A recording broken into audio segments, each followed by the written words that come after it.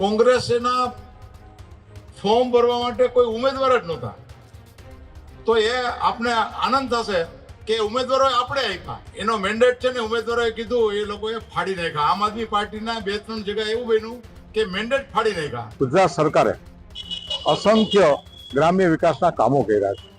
એ લોકો અનુભવી રહ્યા છે કે સ્થાનિક સ્વરાજની ચૂંટણીમાં 95% બેઠકો ભારતીય જનતા પાર્ટીના ઉમેદવારો વિજેતા થવાના છે. ભારતીય જનતા પાર્ટીના ઉમેદવારો વિજેતા જાહેર થઈ ગયા છે. કોંગ્રેસ પાસે ઉમેદવારો નથી. કોંગ્રેસના કાર્યકર્તાઓ પણ કોંગ્રેસના નેતૃત્વથી હતાશ અને નિરાશ થઈ ગયા. અમારા કાર્યકર્તામાં એ ઉમેદવાર ગોતે છે. વિપક્ષ જે વાત કરે છે અમે બહુ ક્લિયર છીએ, કોંગ્રેસનું નેતૃત્વ ખતમ થઈ ગયું છે, એની પાસે મુદ્દા પણ નથી. આખો વિડીયો જોતા પહેલા હજુ પણ અમારી ચેનલને સબસ્ક્રાઇબ નથી કરી તો યુટ્યુબ પર સબસ્ક્રાઇબ કરો અને ફેસબુક અને ઇન્સ્ટાગ્રામ પર ફોલો કરો.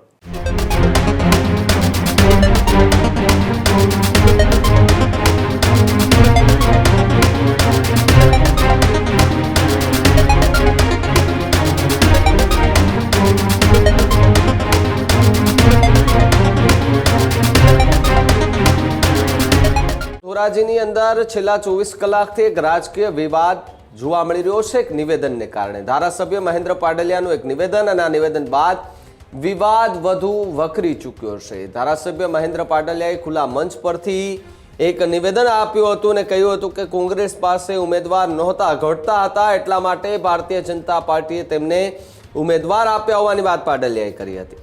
નિવેદન સોશિયલ મીડિયામાં ખૂબ વાયરલ થયું હતું, જ્યાં વિવાદ વધતા મહેન્દ્ર પાડલિયાએ ખુદ સ્પષ્ટતા કરવી પડી. મારા એ નિવેદનનો ખોટો અર્થ કઢાયો હોવાનો દાવો પાડલિયાએ કર્યો છે.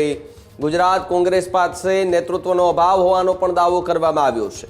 કોંગ્રેસ પાસે હવે કાર્યકર્તાઓ ન રહ્યા હોવાની વાત પાડલિયાએ કરી, જ્યારે કોંગ્રેસ પર ભાજપના કાર્યકર્તાઓને દબાણ કરવાનો ગંભીર આરોપ પણ લગાવવામાં આવ્યો. ભાજપ પાર્ટી પર નજર રાખી દબાણની વાત કરવામાં આવી રહી છે.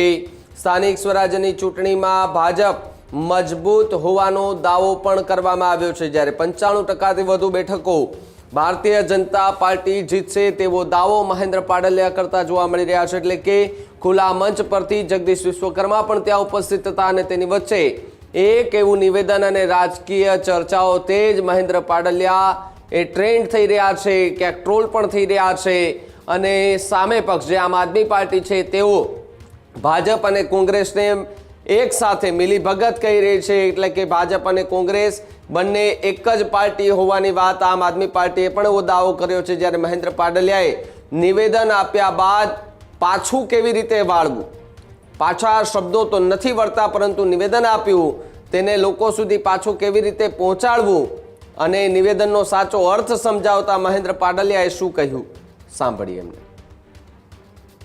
સમાચાર આવે છે કે ગુજરાતની અંદર ઘણી તાલુકા પંચાયત, ઘણી જિલ્લા પંચાયતની બેઠકો એવી છે, કેટલીક કોર્પોરેશનની બેઠક એવું છે, નગરપાલિકાની બેઠકો પણ એવી છે કે જ્યાં કોંગ્રેસના ફોર્મ ભરવા માટે કોઈ ઉમેદવાર જ નહોતા, તો એ આપને આનંદ થશે કે ઉમેદવારોએ આપણે આપ્યા. કોંગ્રેસના ફોર્મ ભરવા માટે કોઈ ઉમેદવાર જ નહોતા, તો એ આપને આનંદ થશે કે ઉમેદવારોએ આપણે આપ્યા કે ભાઈ તમારું ખરાબ ના ગયે તો આ ઉમેદવાર છે ને આનું ભરાવી દો.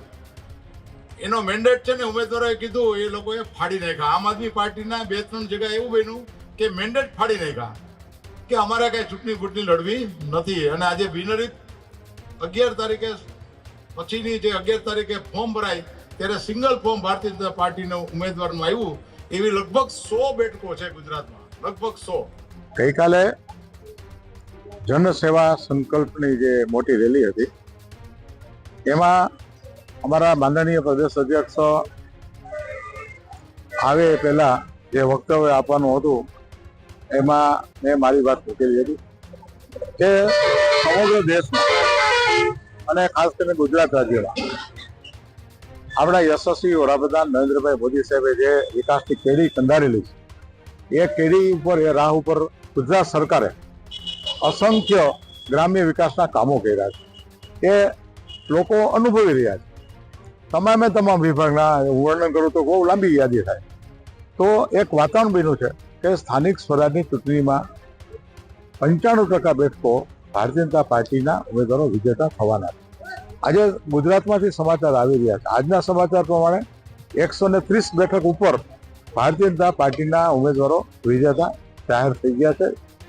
અને એ સંદર્ભમાં વાત હતી કે કોંગ્રેસ પાસે નેતૃત્વ ખતમ થઈ ગયું છે. કોંગ્રેસ પાસે ઉમેદવારો નથી. કોંગ્રેસના કાર્યકર્તાઓ પણ કોંગ્રેસના નેતૃત્વથી હતાશ અને નિરાશ થઈ ગયા છે. એ સંદર્ભમાં વાત હતી. અને ઘણી જગ્યાએ તો મેં એવું જોયું છે કે કોંગ્રેસના નેતાઓને અમારા કાર્યકર્તાઓ પર નજર છે, અમારા કાર્યકર્તામાં એ ઉમેદવાર ગોતે છે, એવું અમને અમારા કાર્યકર્તા પાસેથી સમગ્ર જિલ્લામાંથી ક્યાંક ને ક્યાંક આવી વાત આવતી હોય. ઘણીવાર પ્રેસ મીડિયામાંથી પણ વાત આવતી હોય કે સોશિયલ મીડિયામાંથી વાત આવતી હોય, કોંગ્રેસના કેટલાક મિત્રો પણ કહેતા હોય. તો આ સંદર્ભમાં આ વાત મૂકી હતી, બીજું કશું નથી. તો આ જે તમારું મંતવ્ય હતું એને લઈને રાજકારણ ગરમાયું છે, વિપક્ષ આકરા પ્રહારો કરી રહ્યા છે, ખરેખર શું તમે આ સ્ટેન્ડ લેશો? વિપક્ષ જે વાત કરે છે અમે બહુ ક્લિયર છીએ કે ભારતીય જનતા પાર્ટી આજે લોકોનો ભારતીય જનતા પાર્ટી પ્રત્યે વિશ્વાસ ખૂબ વધ્યો છે. 95% બેઠકો ઉપર અમારા જે કાંઈ સ્થાનિક સ્વરાજના ઉમેદવારો છે વિજેતા થવાના છે, એમાં કોઈ શંકાને સ્થાન નથી. અને કોંગ્રેસનું નેતૃત્વ ખતમ થઈ ગયું છે, એની પાસે મુદ્દા પણ નથી. અને લોકો પણ એવું ઈચ્છી રહ્યા છે કે ભારતીય જનતા પાર્ટીના જનપ્રતિનિધિ દ્વારા લોકોની સારી સેવા થઈ શકશે. આ જ પ્રકારની તમામ અપડેટ જોવા માટે ન્યૂઝરૂમ ગુજરાતને લાઇક, શેર અને સબસ્ક્રાઇબ કરવાનું ભૂલતા નહીં.